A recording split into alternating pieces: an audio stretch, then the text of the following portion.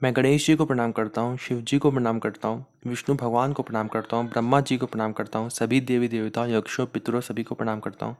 प्रहलाद, नारद, पराशर, पुंडरीक, व्यासाम्बरी, शुक, शौनक, भीष्म, दाल्यभ्यान, रुक्मांगद, अर्जुन, विभीषण आदीन पुण्यानि मान परम भागवतान स्मरामि। शुरू करते हैं। 72वां अध्याय, पांडवों के राजसूय यज्ञ का आयोजन और जरासंध का उद्धार। श्री सुखदेव जी कहते हैं, परीक्षित, एक दिन महाराज युधिष्ठिर बहुत से मुनियों, ब्राह्मणों, क्षत्रियों, वैश्यों, भीमसेन आदि भाइयों, आचार्यों, कुल के बड़े बूढ़ों, जाति बंधुओं, संबंधियों एवं कुटुंबियों के साथ राजसभा में बैठे हुए थे। उन्होंने सबके सामने ही भगवान श्री कृष्ण को संबोधित करके ये बात कही।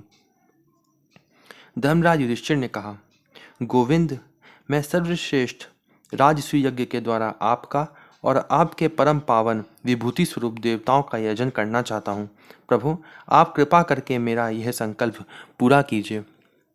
कमल नाभ, आपके चरण कमलों की पादुकाएं समस्त अमंगलों को नष्ट करने वाली हैं। जो लोग नित्य निरंतर उनकी सेवा करते हैं, ध्यान और स्तुति करते हैं, वास्तव में वही पवित्र आत्मा है। वह जन्म मृत्यु के चक्कर से छुटकारा पा जाते हैं, और यदि वे सांसारिक विषयों की अभिलाषा करें तो उन्हें उनकी भी प्राप्ति हो जाती है। परंतु जो आपके चरण कमलों की शरण ग्रहण नहीं करते, उन्हें मुक्ति तो मिलती ही नहीं, सांसारिक भोग भी नहीं मिलते। देवताओं के भी आराध्य देव, मैं चाहता हूँ कि सांसारिक लोग आपके चरण कमलों की सेवा का प्रभाव देखें। प्रभु, कुरुवंशी और संजय वंशी नरपतियों में जो लोग आपका भजन करते हैं और जो नहीं करते, उनका अंतर आप जनता को दिखला दीजिए। प्रभु, आप सबके आत्मा, समदर्शी और स्वयं आत्मानंद के साक्षात्कार हैं। स्वयं ब्रह्म हैं। आप में ये मैं हूँ और ये दूसरा, ये अपना है और यह पराया, इस प्रकार का भेदभाव नहीं है। फिर भी जो आपकी सेवा करते हैं, उन्हें उनकी भावना के अनुसार फल मिलता ही है। ठीक वैसे ही जैसे कल्प वृक्ष की सेवा करने वाले को उस फल में जो न्यूनाधिकता होती है, वह तो न्यूनाधिक सेवा के अनुरूप ही होती है। इससे आप में विषमता या निर्दयता आदि दोष नहीं आते। भगवान श्री कृष्ण ने कहा, शत्रु विजयी धर्मराज, आपका निश्चय बहुत ही उत्तम है। राजसूय यज्ञ करने से समस्त लोकों में आपकी मंगलमय कीर्ति का विस्तार होगा। राजन, आपका यह महायज्ञ ऋषियों, पितरों, देवताओं, सगे संबंधियों, हमें और कहाँ तक कहें समस्त प्राणियों को अभीष्ट है। महाराज, पृथ्वी के समस्त नरपतियों को जीतकर, सारी पृथ्वी को अपने वश में करके और यज्ञोचित संपूर्ण सामग्री एकत्रित करके फिर इस महायज्ञ का अनुष्ठान कीजिए। महाराज, आपके चारों भाई वायु, इंद्र आदि लोकपालों के अंश से पैदा हुए हैं। वे सब के सब बड़े वीर हैं। आप तो परम मनस्वी और संयमी हैं ही। आप लोगों ने अपने सद्गुणों से मुझे अपने वश में कर लिया है। जिन लोगों ने अपनी इंद्रियों और मन को वश में नहीं किया है, वे मुझे अपने वश में नहीं कर सकते हैं। संसार में कोई बड़े से बड़ा देवता भी तेज, यश, लक्ष्मी, सौंदर्य और ऐश्वर्य आदि के द्वारा मेरे भक्त का तिरस्कार नहीं कर सकता। फिर कोई राजा उसका तिरस्कार कर दे, इसकी तो संभावना ही क्या है। श्री सुखदेव जी कहते हैं, परीक्षित, भगवान की भगवान की बात सुनकर महाराज युधिष्ठिर का हृदय आनंद से भर गया। उनका मुख कमल प्रफुल्लित हो गया।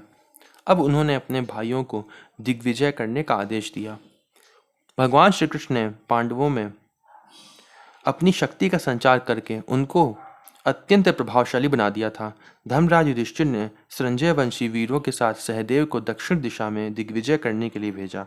नकुल को मत्स्य देशी वीरों के साथ पश्चिम में, अर्जुन को केकय देश की वीरों के साथ उत्तर में और भीमसेन को मद्र देशी वीरों के साथ पूर्व दिशा में दिग्विजय करने का आदेश दिया।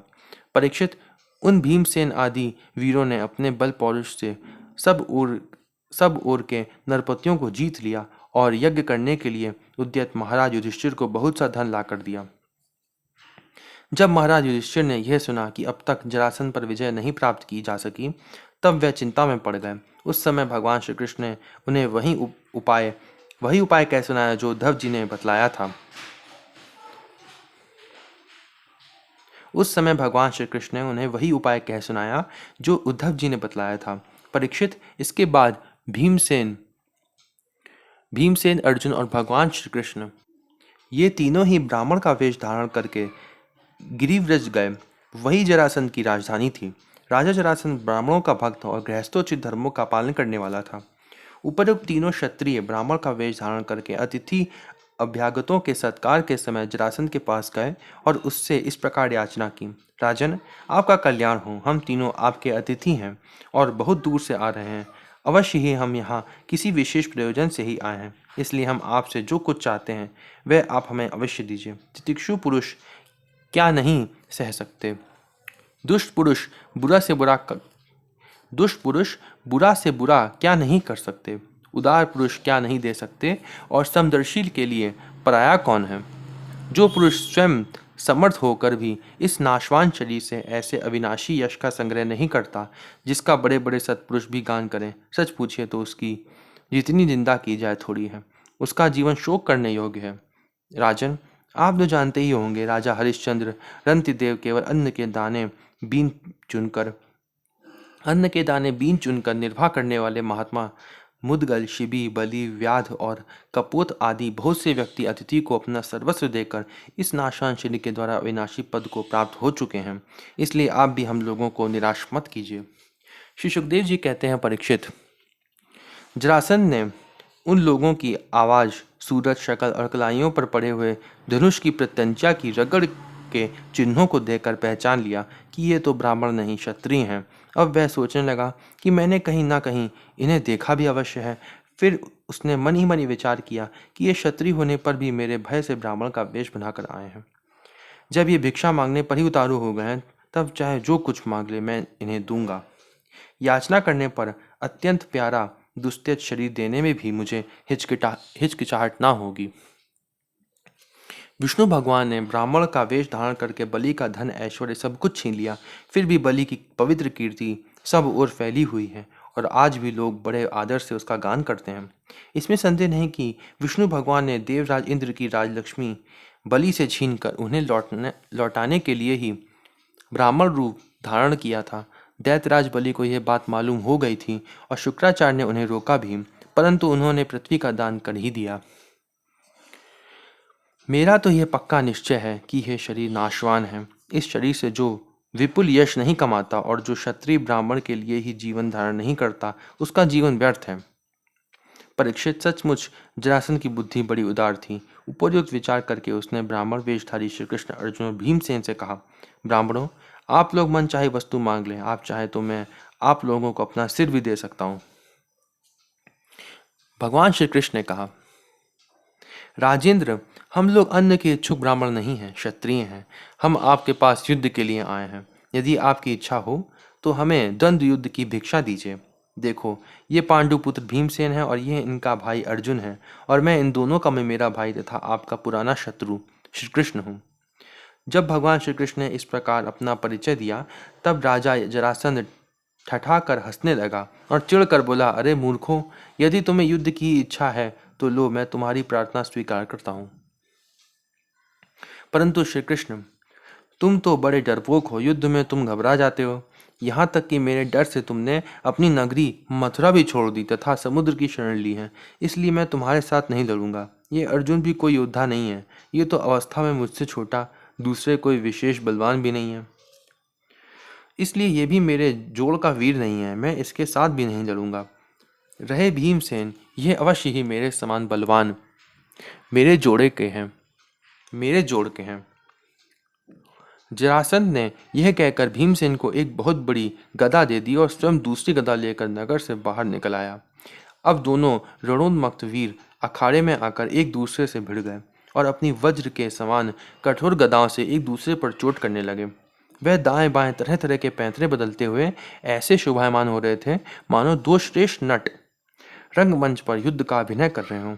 परीक्षित, जब एक की गदा दूसरे की गदा से टकराती, तब ऐसा मालूम होता मानो युद्ध करने वाले दो हाथियों के दांत आपस में भिड़कर चटचटा रहे हों या बड़े जोर से बिजली तड़क रही हो। जब दो हाथी क्रोध में भरकर लड़ने लगते और आग की डालियां तोड़ तोड़कर एक दूसरे पर प्रहार करते, उस समय एक दूसरे की चोट से वह डालियां चूर चूर हो जाती। वैसे ही जब जरासंध भीमसेन बड़े वेग से गदा चला चलाकर एक दूसरे के कंधों, कमरों, पैरों, हाथों, जांघों और हंसलियों पर चोट करने लगे, तब उनकी गदाएं उनके अंगों से टकरा टकरा कर चकनाचूर होने लगी। इस प्रकार जब गदाएं चूर चूर हो गईं, तब दोनों वीर क्रोध में भरकर अपने घूंसों से एक दूसरे को कुचल डालने की चेष्टा करने लगे। उनके घूंसे ऐसी चोट करते हैं मानो लोहे का घन गिर रहा हो। एक दूसरे पर खुलकर चोट करते हुए दो हाथियों की तरह उनके थप्पड़ों और घूंसों का कठोर शब्द बिजली की कड़कड़ाहट के समान जान पड़ता था। परीक्षित, जरासंध और भीमसेन दोनों की गदा युद्ध में कुशलता, बल और उत्साह समान थे। दोनों की शक्ति तनिक भी क्षीण नहीं हो रही थी। इस प्रकार लगातार प्रहार करते रहने पर भी दोनों में से किसी की जीत या हार न हुई। दोनों वीर रात के समय मित्र के समान रहते हैं और दिन में छूटकर एक दूसरे पर प्रहार करते और लड़ते हैं। महाराज, इस प्रकार उनके लड़ते लड़ते 27 दिन बीत गए। ये देखिए लिखा हुआ है, जरासंध और भीम का जब युद्ध हो रहा था तब उस समय 27 दिन बीत गए थे। वो 27 दिन तक वो लड़े थे। फिर परीक्षित 28वें दिन भीमसेन ने अपने ममेरे भाई श्री कृष्ण से कहा, श्री कृष्ण, मैं युद्ध में जरासंध को जीत नहीं सकता। भगवान श्री कृष्ण जरासंध के जन्म मृत्यु का रहस्य जानते थे और यह भी जानते थे कि जरा राक्षसी ने जरासंध के शरीर के 2 टुकड़ों को जोड़कर इसे जीवन दान दिया है। इसलिए उन्होंने भीमसेन के शरीर में अपनी शक्ति का संचार किया और जरासंध के वध का उपाय सोचा। भगवान ने अपनी शक्ति जो है वो भीमसेन को दी। ये लिखा है, भगवान ने अपनी भीमसेन के शरीर में शक्ति का संचार किया और जरासंध के वध का उपाय सोचा। परीक्षित, भगवान का ज्ञान अबाध है। अब उन्होंने उसकी मृत्यु का उपाय जानकर एक वृक्ष की डाली को बीचों बीच से चीर दिया और इशारे से भीमसेन को दिखाया। वीर शिरोमणि एवं परम शक्तिशाली भीमसेन ने भगवान श्री कृष्ण का अभिप्राय समझ लिया और जरासंध के पैर पकड़कर उसे धरती पर दे मारा। फिर उसके एक पैर को अपने पैर के नीचे दबाया और दूसरे को अपने दोनों हाथों से पकड़ लिया। इसके बाद भीमसेन ने उसे गुदा की ओर से इस प्रकार चीर डाला जैसे गजराज वृक्ष की डाली चीर डाले। लोगों ने देखा कि जरासंध के शरीर 2 टुकड़े हो गए और इस प्रकार उनके एक एक पैर, जांघ, अंडकोश, कमर, पीठ, स्तन, कंधा, भुजा, नेत्र, भौं और कान अलग अलग हो गए हैं। मगधराज जरासंध की मृत्यु हो जाने पर वहां की प्रजा बड़े जोर से हाय हाय पुकारने लगी। भगवान श्री कृष्ण और अर्जुन ने भीमसेन का आलिंगन करके उनका सत्कार किया। सर्वशक्तिमान भगवान श्री कृष्ण के स्वरूप और विचारों को कोई समझ नहीं सकता। वास्तव में वे ही समस्त प्राणियों के जीवन दाता है। उन्होंने जरासंध के राज सिंहासन पर उसके पुत्र सहदेव का अभिषेक कर दिया और जरासंध ने जिन राजाओं को कैदी बना रखा था उन्हें कारागार से मुक्त कर दिया।